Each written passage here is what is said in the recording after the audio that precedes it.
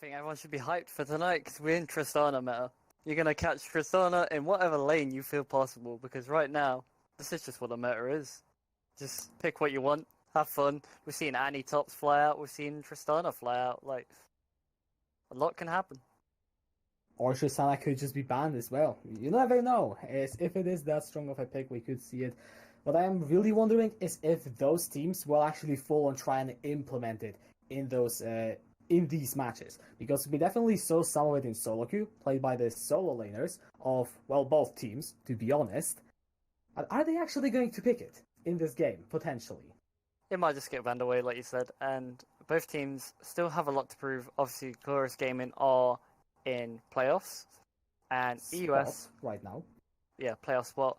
EUS are 3-8 currently, so they want to get back on the winning ways and try get some momentum here.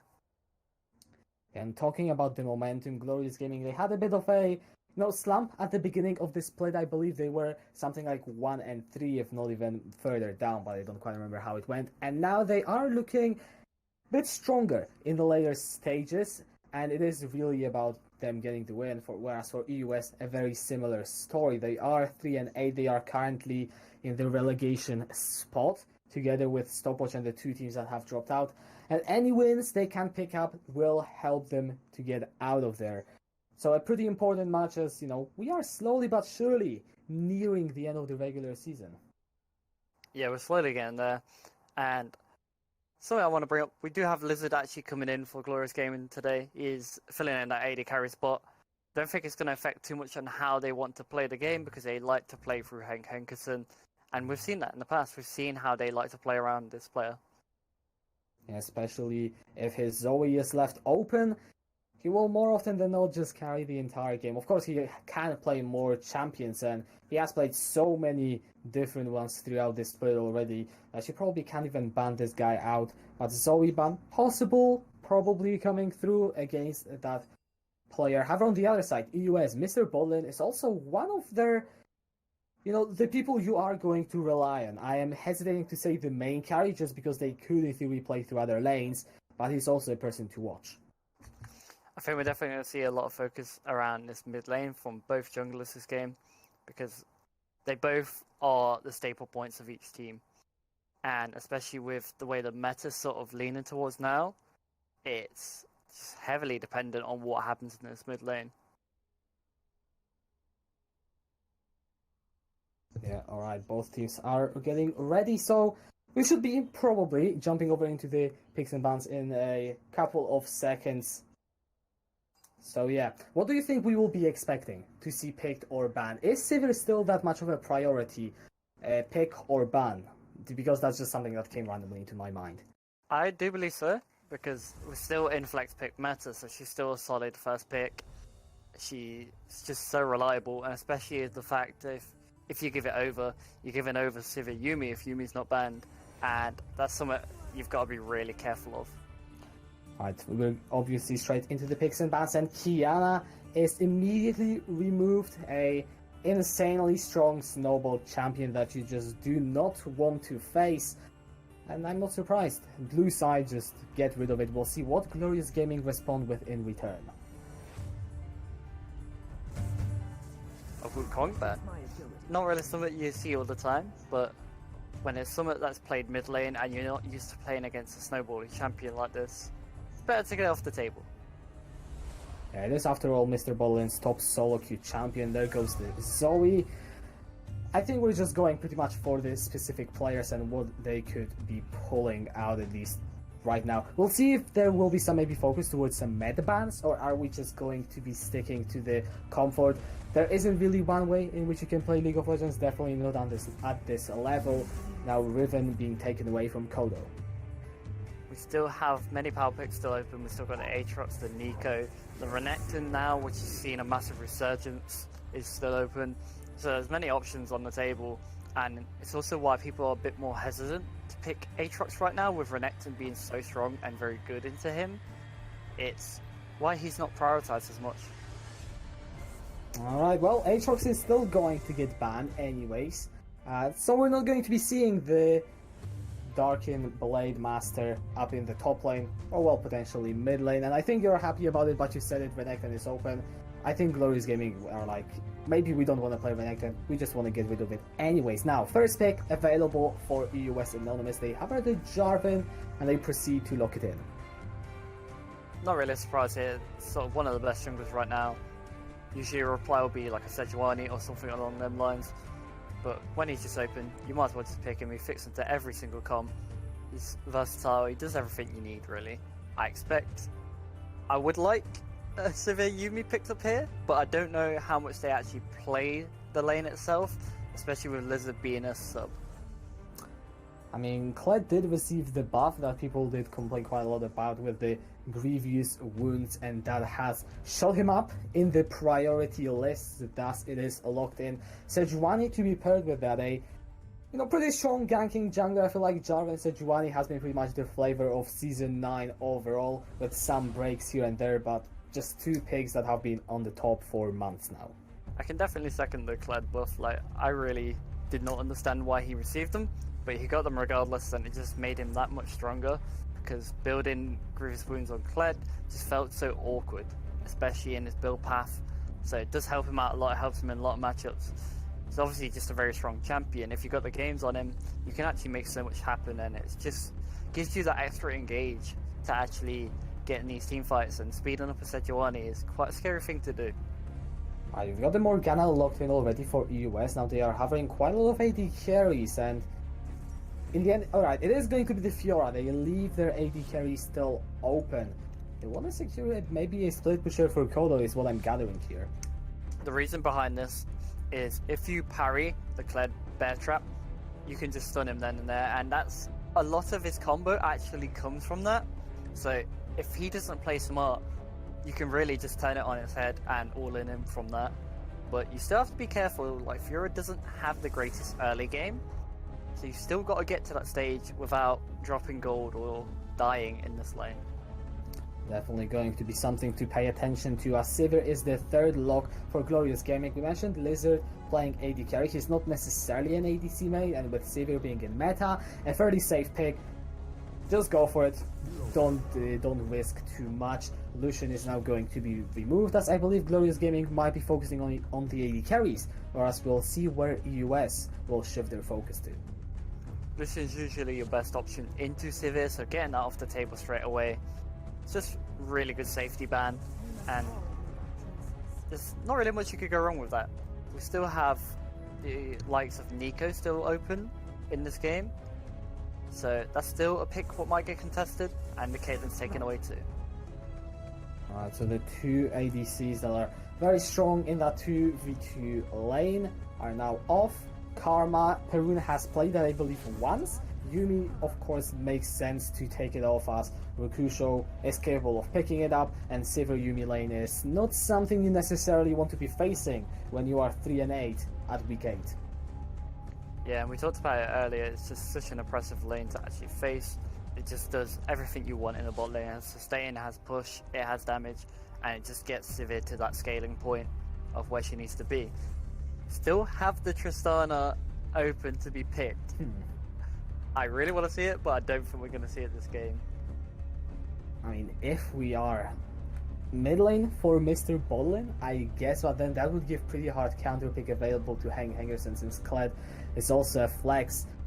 Yasuo is being covered. We've seen Mr. Botlane pull it off already. Instead, they are going to go for the Vayne for Ku, which is, I mean, it is one of his most played champions, and just why not? Just go for it. And if they want to pick this Cassiopeia, EUS are going to be relying on some nice late game damage. Yeah, the main part for them, if they lock in this Cassiopeia, is just getting past these early stages of the game without dropping too much gold or dropping towers. Even with Akalia, that's still the same point. But go for some solid wave clear, so it's just to give them that more safety to actually hit their power spikes if they do fall behind, that Xerath can just clear these waves for them. Okay, we do have the Xerath now, and that leaves Hengerson to pick up whatever mid laner he wants. Something that can get onto the Xerath and punish him early would be great, and we are going to get a LeBlanc. So the compositions are locked in. What do both of these teams want to do? So every time I see a LeBlanc, I want to see two things from her. I want to see an early sweeper pickup, and I want to see you moving with your jungler. I want you to be the gank squad. Literally, all you need to do is move together, and you will kill everything. Because you will just layer that CC, and whoever you find should be dead every time you find them. So that is what I want to see by the side of GG. We've seen it work before, not to the best of standards, but if they can pull this off, that could be enough to actually just snowball this game out of control. You've got a lot of engage, you've got a lot of rundown, so just playing around that will get you to that stage where the side of EUS is a bit different. You have a Fiora what wants to be in that side lane alone, split pushing, and Xerath's just going to be there to try give you that wave clear, give you that safety to actually get to them stages in the game without falling behind. Alright, so we've got the trying to get the early snowball against the scaling. It's not as black and white as this, but I think that is roughly where we are drawing the lines. And we've seen Hank Henderson work with his jungler. It is most of the time Samus. He of course has played with Messiah before. He's their second jungler, and it will be him playing tonight.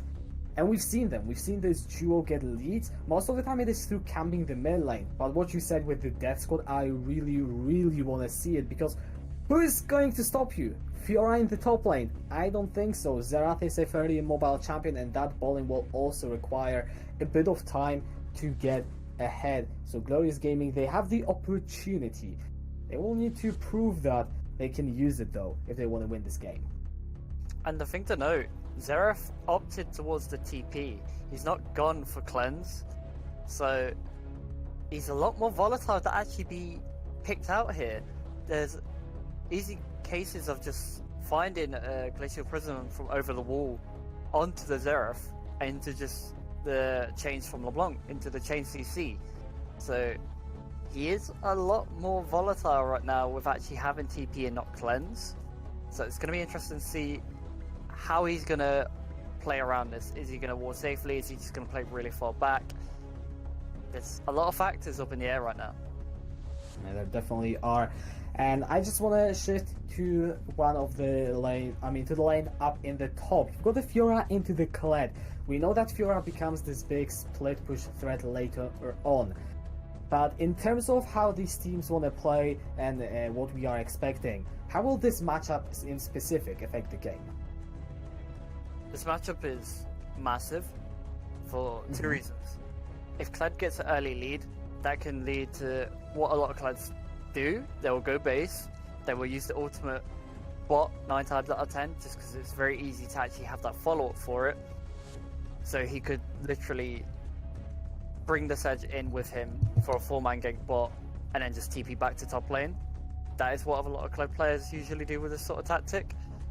And it's just, if he gets even a slight lead, he snowballs really hard. Like, compared to other champions in the game, he is a lot more obnoxious to actually deal with, and especially with him just being able to remount, especially on dives. So for the side of EUS, Fiora's just going to look to not drop any deaths early. That's the main thing. It's just playing safe, playing around your Jarvan. Your level 6 power spike is actually pretty good into the Kled, so getting the parry into an all-in is your ideal situation, and ideally around the level 6 mark. Alright, well, we'll see if that turns out to be true. You guys have the opportunity. Not sure for how much long to vote for who you think is going to win. So far, unanimously, it is Glorious Gaming that you guys are betting on, and I'm not really blaming you. If you look at the standings, if you look at the past performances and what we have talked about already, you have to feel like Glorious Gaming have the bit of an edge. But I do want to emphasize that you still have the Xerath, you've got the Vayne as well as the Jarvan. There is potential for the side of EUS to get to a point where they can use those picks and get themselves back in. One thing I wanted to touch upon, and we've constantly been talking about this matchup, Fiora did opt towards the grasp, and I do prefer this. It just means you can get your grasp up on the minions, proc it on Kled, and sort of back off and just keep chunking them down. And it actually helps you so much in this lane to actually stay relevant and keep Kled from being as obnoxious as he usually would be in laning phase.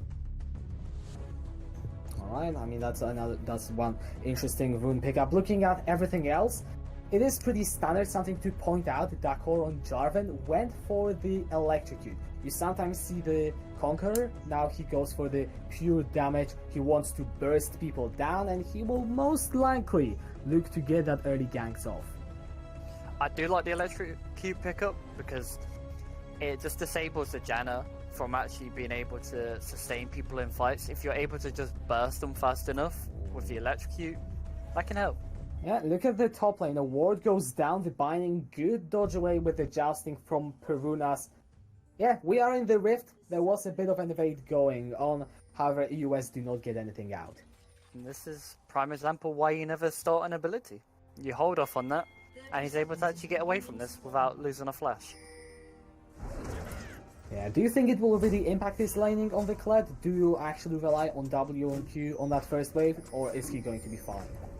It does actually matter quite a lot. The Q, the bear trap, and the rope actually matters so much for just pressure, because just knowing that that's available and not on cooldown, that's what sort of zones you a bit more when you're playing against Kled. But knowing that he doesn't have that, you can be a little bit more aggressive and actually try get a level 2 before him. Alright, so Kodo will get at least a hypothetical advantage if he can capitalize on it, so EUS do not really get absolutely nothing. They have a small, teeny, tiny, I guess you can call it, advantage. Both junglers starting on the red buff. There are wards that will spot their movements afterwards. You can see them next to the Raptors, so there will be a bit of an idea. However, look at what Dakor is doing. He really wants to go for the gank. He's like already forced to burn the flash. Flash away from Mercutio. He's ignited. The binding keeps him in place. That's the first blood picked up by the core on the Jarvan Lizard. Still holding onto both of his subs, but he will be able to get away. You talked about you wanted to see that early aggression, and they use it straight away, no hesitation, straight into the bot lane, putting this focus on the sub AD carry. But they do. Never mind. Well, Lizard forced to burn the heal. That was also a flash from Miguel. Like, a lot of early aggression. You see this Morgana trying to use those bindings, and I mean, hey, it works. Yeah, it works for sure, and we definitely see how they wanted to force this way, and they're doing it by doing vertical jungling. Sort of leaving Fiora on an island, but she knows that she's sort of left there for now, as Jarvan's put all his focus into bot lane. Has the last summoner. I mean, Mercutio still has the ignite. That is the last summoner that you can use to escape gone from the bot lane of Glorious Gaming. You can already see the battle lines being drawn. EUS have their eyes set on the bot lane. They want to snowball that Vayne. Now he's going forward. He's down to 100. The ignite has been utilized. I'm not sure if he's going to survive this one. Alright, he is. He does get out with his life, but it was so close. Very close. It's kind of odd to see that much aggression, especially when it's a cannon wave, because you're actually going to lose so much XP here, and minions do hurt in the early game. You can't underestimate the minions.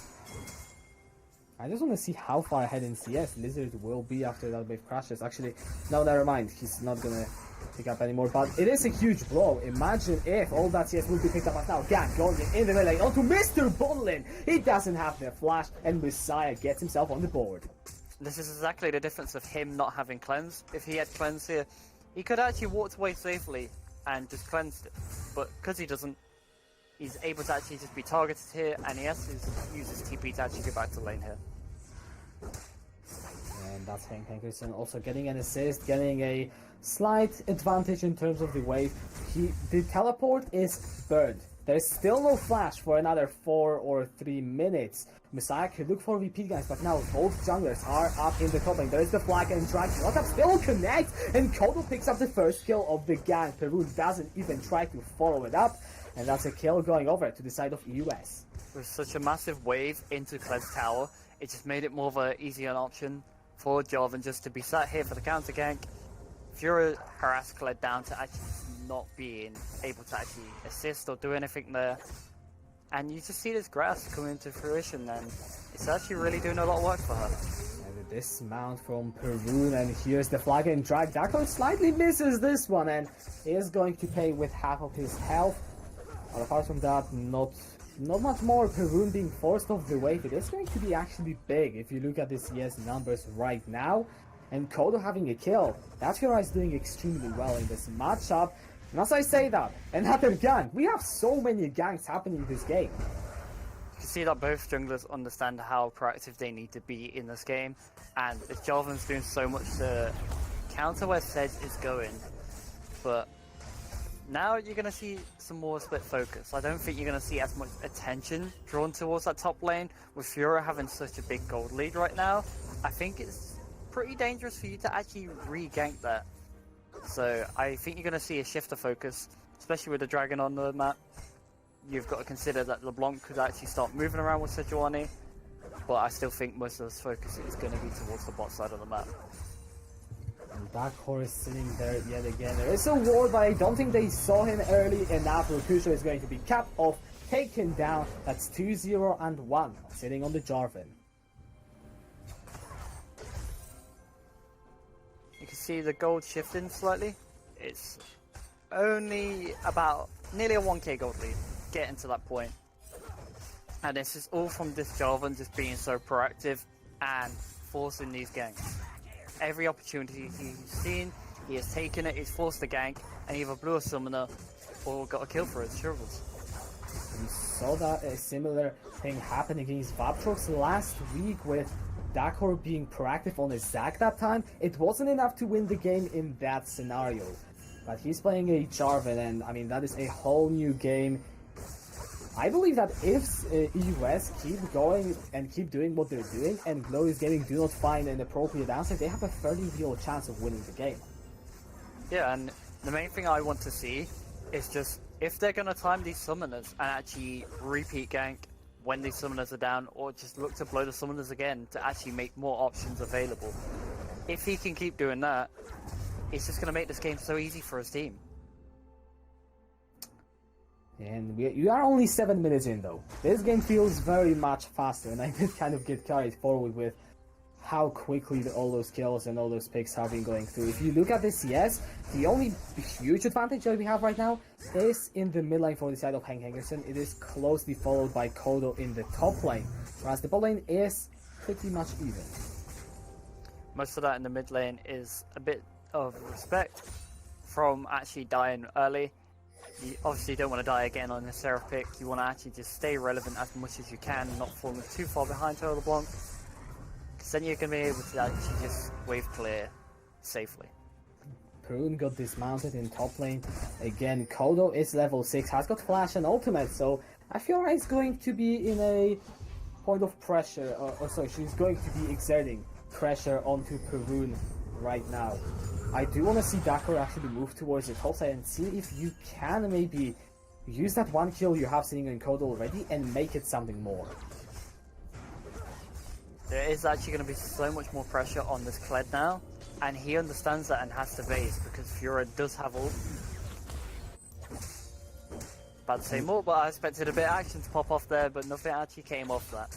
Okay, there was no wave caller really wanted to interrupt Perun's recall. He does have his Scarl up fairly shortly though, so I believe, yeah, one more pistol shot and he will be getting that enough. Or maybe even just lasted, that's yes. Perun was jumping forward, but the bear trap misses and he cannot follow up the play.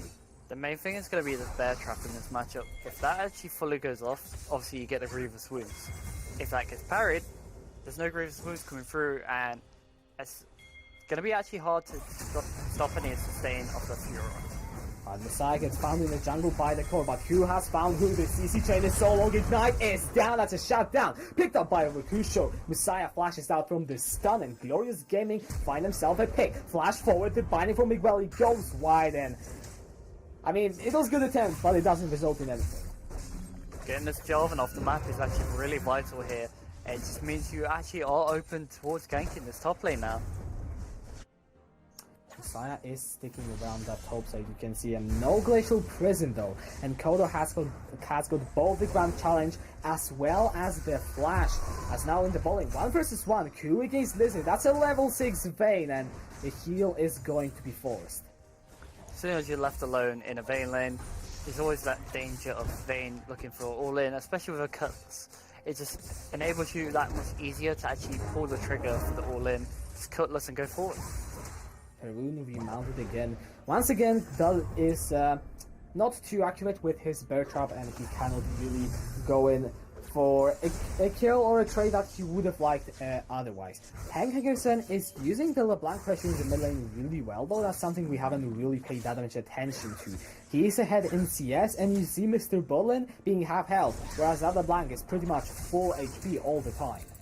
And she's looking to store his base, just so she... Perun going top lane with that charge. He is going to get demounted as the Grand Challenge was coming through now, and there is also some action potentially happening in the bowling. Kodo running hillside straight towards Messiah, and the SQ1 gets the kill. So what the original plan was SQ1 was on her way mid. That's why LeBlanc was stopping Xerath's recall. But as soon as there must have been some sort of comms going on, but as soon as she's seen top lane action going on, she rotates around to there.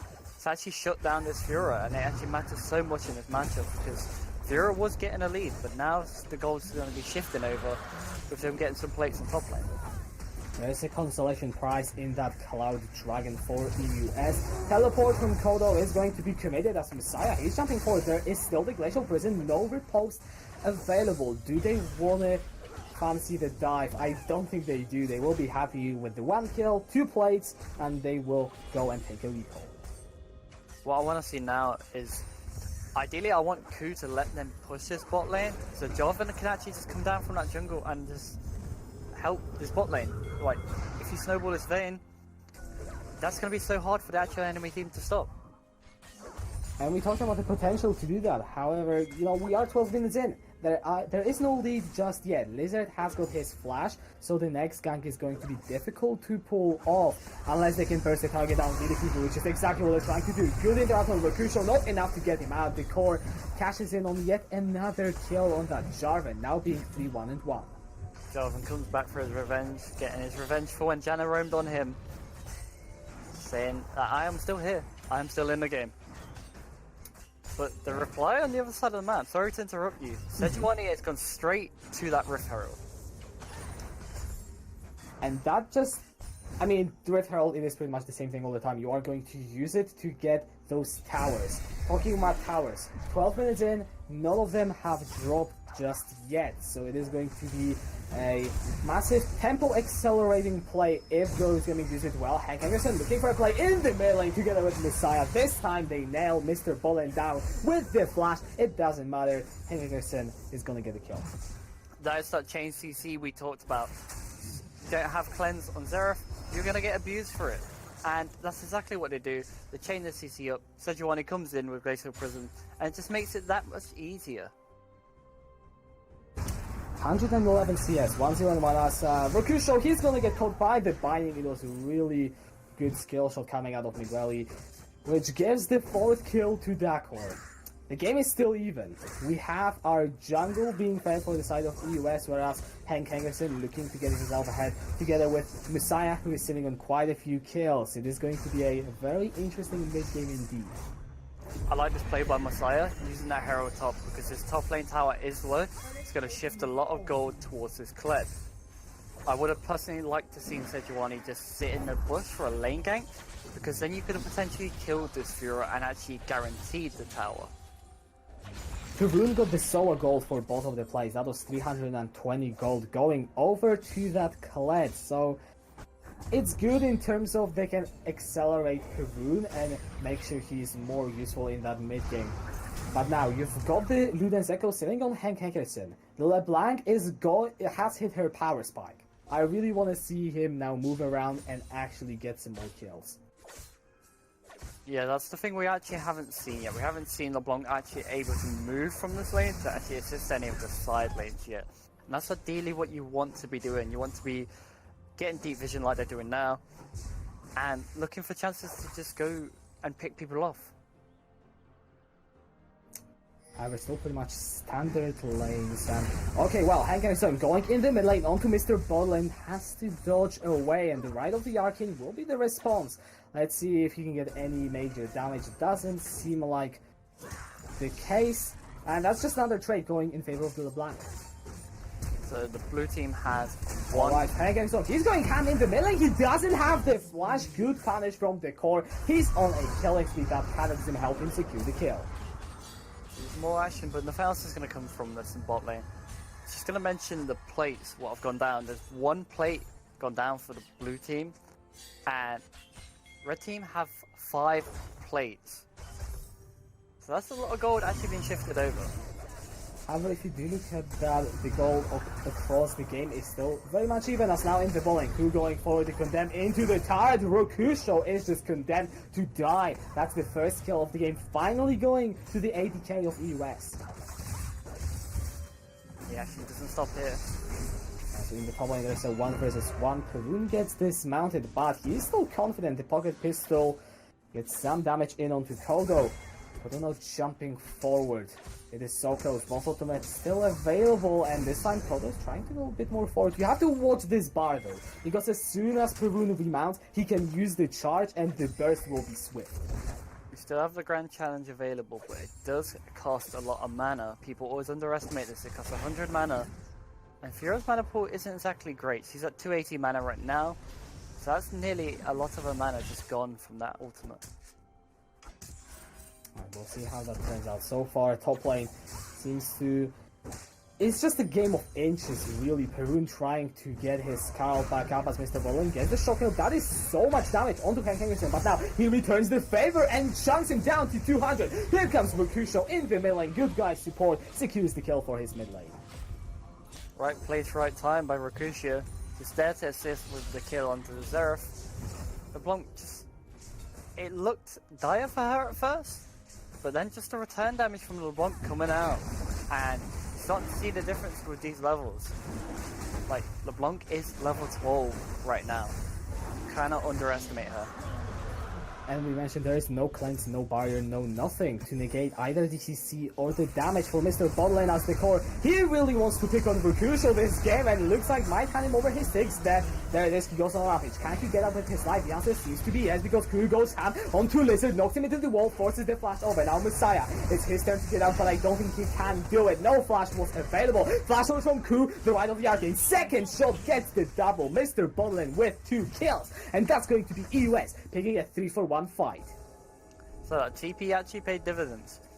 So despite his death earlier, TP came through and he was able to actually take out 2 kills here to actually get him some gold back in this game, and that will actually help him so much. LeBlanc still has a lot of gold on him, but you're slowly chipping away at that gold and actually getting yourself back into the game.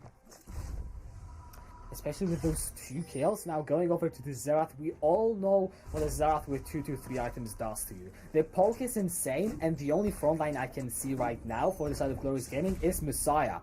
And even he doesn't heavily itemize into the magic resistance.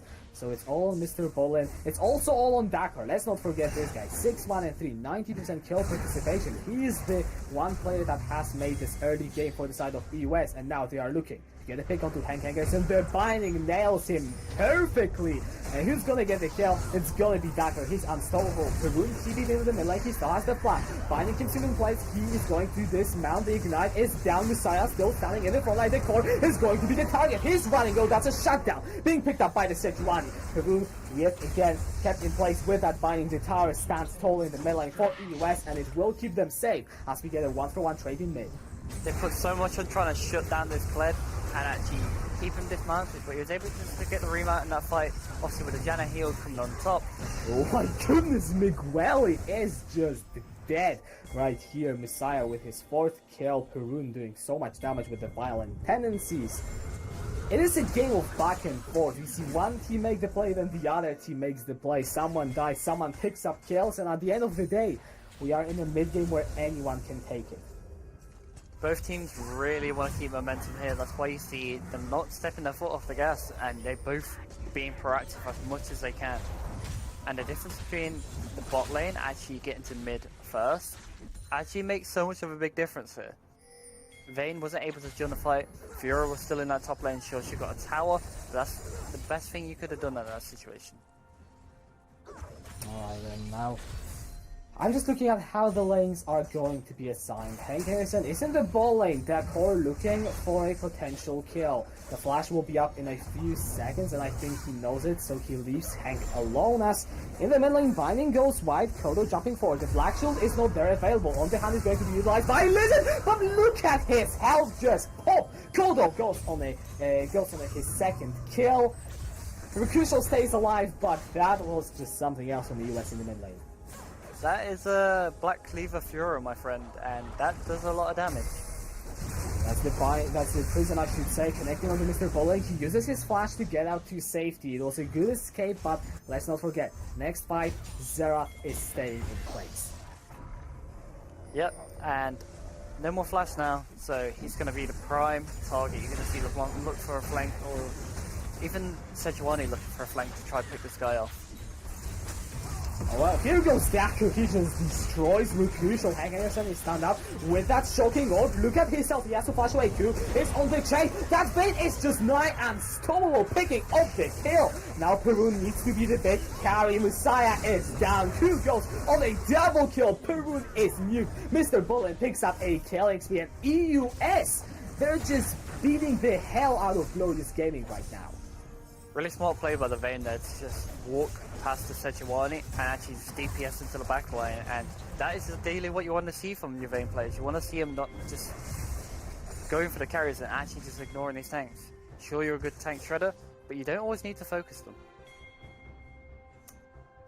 Yeah, 21 minutes in. The Baron is available. There are no Mountain Drakes though, so I really doubt that the side of the US will go for it unless they have a really good reason to. Next Dragon up is Infernal. You can definitely see a lot of contest coming up for this one. So I roll Miguel, he might be out of position, however, Lizard, he doesn't seem to have too much damage, and there is the zone. Yes, Miguel is still going to be taken down. Lizard is going to get that kill, but immediately traded back. It's a support for AD carry. It is still in favor of the US as the fight continues. Kodo is sitting in the front line, down to about a third of his HP. Messiah still standing. Shonky gets the permafrost stun. One more attack might do it. He has to commit the Glacial Prison, and Rokusho falls to the right of the Arcane. It is now overall 2-4-2.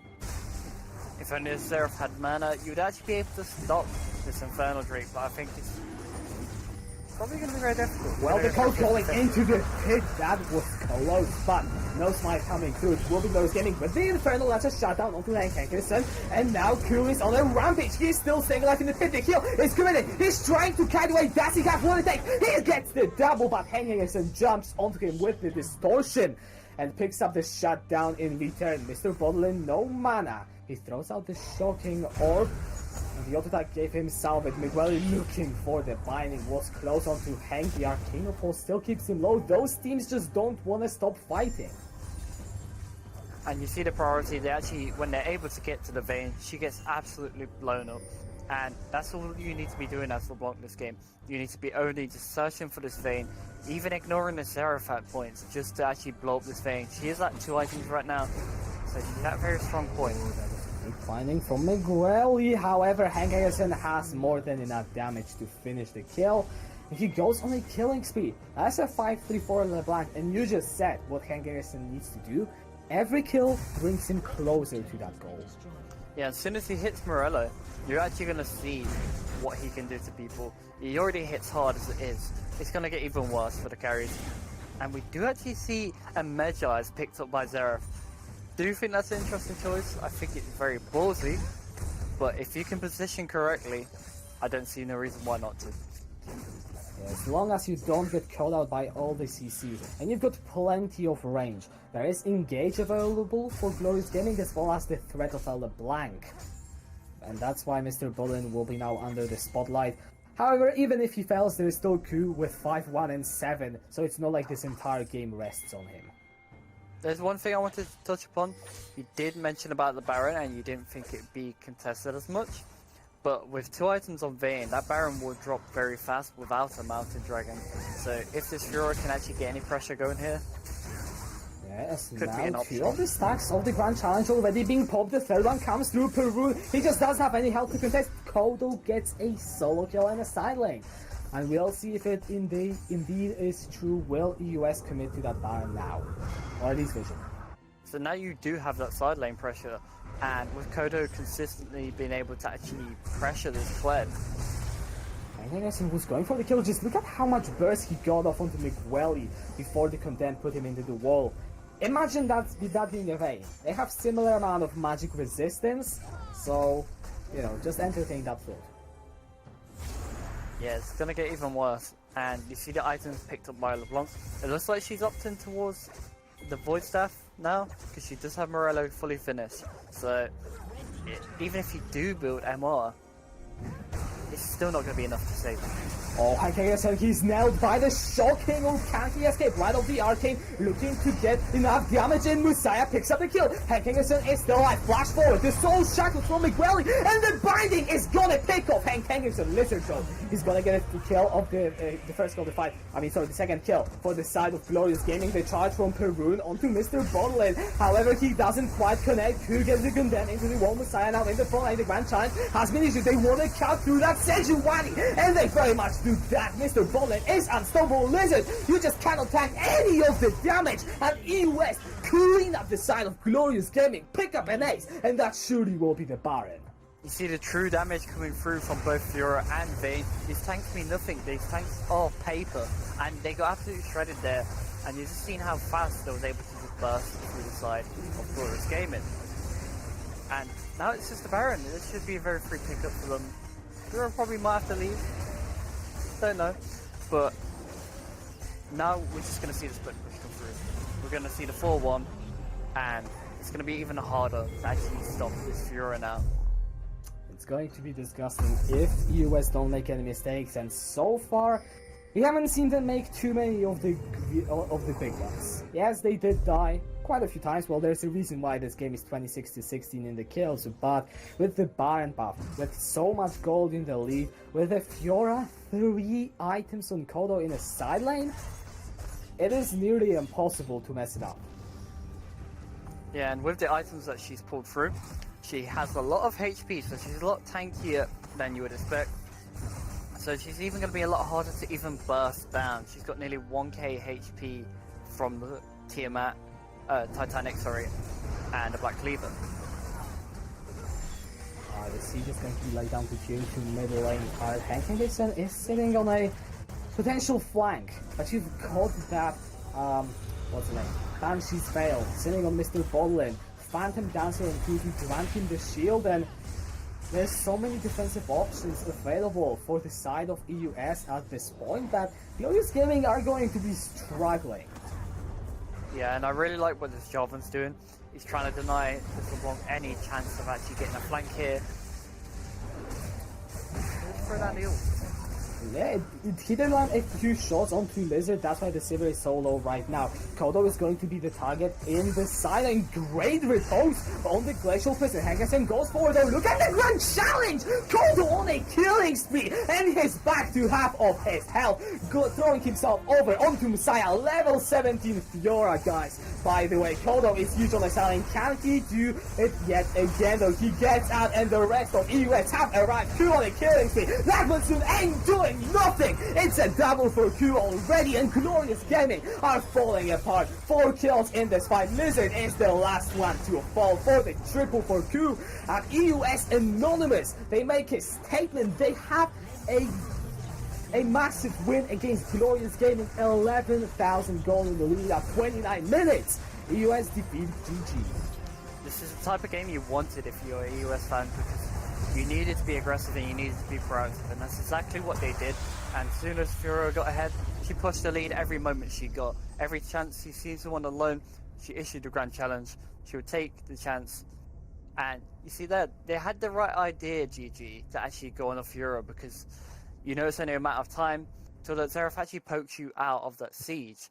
So the idea was right, but Kodo's repose in this game was so clean. They were so on point. Every time there was something thrown out, it definitely blocked something. Yeah, however, I just want to talk about how much this win means to the side of EUS. We said that they are currently sitting in the relegation spot. What we didn't mention is how close on the points is the bottom of the playoff spots. EUS Anonymous, they pick up the 4th point, which actually puts them, well, depending on how the other game goes right now, but most likely 7th. That is or 8th. That is literally right next to the playoffs, and they defeat Glorious Gaming, a team that is above them. Those wins are so big, especially that, apart from this week, we have only 3 more weeks, excluding this one, before the end of regular season. And right now, all the momentum counts. So winning a game like this in this fashion is exactly what you need to be doing. And if they can carry on playing like this, they could be a team to watch. We'll see if it is obviously a start of something bigger in the following weeks. In the end, what matters is that EUS have gotten a convincing win against Glorious Gaming. I don't dare call it a clean one just because of the amount of kills that have been going down. But they do win, and that is what matters. However, we're going to throw it over to the short break, so stay with us, because after that we will have Royal Reapers go against Phoenix Horizon.